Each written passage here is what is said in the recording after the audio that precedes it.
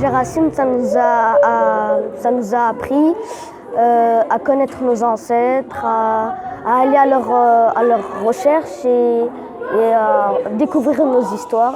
On va dire le côté du projet Racine où j'ai vraiment aimé, c'était d'aller à la recherche de nos ancêtres.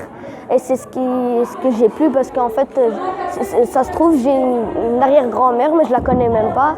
Et grâce au projet Racine, j'ai pu la connaître, pu connaître son personnage, comment elle était, et c'était vraiment agréable. Moi, mes racines sont diversifiées. Hein. En fait, c'est ce qui me plaît dans mes racines, c'est qu'il y a des racines un peu de partout.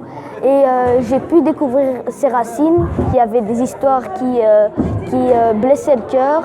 Et le fait d'en parler, ça évacuait de la tristesse, mais d'un côté c'était bien parce qu'on découvrait et cette partie de découverte, cette partie on va dire d'aventure qui m'a beaucoup plu.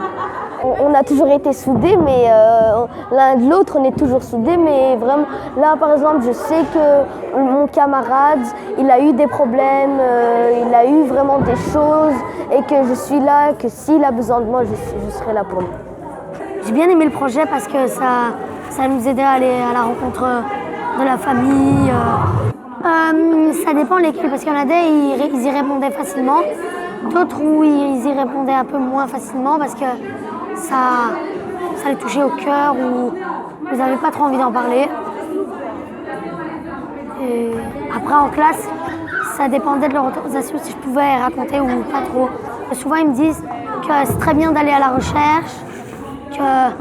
Et oui, pour moi aussi, c'est important de leur montrer, parce que sans ça, je ne pourrais pas savoir. Ça nous aide à grandir, quoi. J'ai appris un peu sur mes ancêtres, sur mes grands-parents, alors que je ne connaissais presque rien.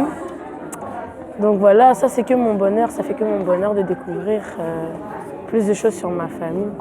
J'ai cassé la tête de mes parents, un tout petit peu quand même, mais après ils ont décidé de parler, ils m'ont raconté. Ça s'est vraiment super bien passé dans ma classe. Les élèves ont vraiment super bien pris les activités. Les enfants apportaient beaucoup. Ils avaient beaucoup de choses à échanger. Et quand ils partaient souvent à la recherche des anecdotes et des histoires de leurs parents et de pouvoir aller questionner leur famille, je sais qu'il y en a qui ont pris le temps de téléphoner à leurs parents, à leurs grands-parents pour avoir des informations. Et ils aimaient beaucoup partager toutes ces petites histoires de la vie qu'ils avaient.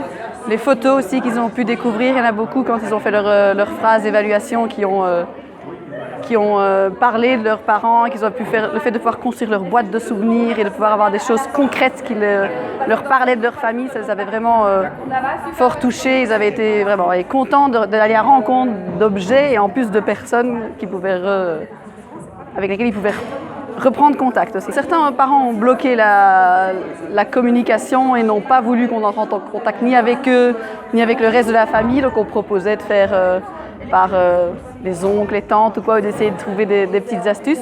Et ça a bloqué un certain temps, puis les choses qui se sont débloquées, ils ont quand même apporté certaines choses.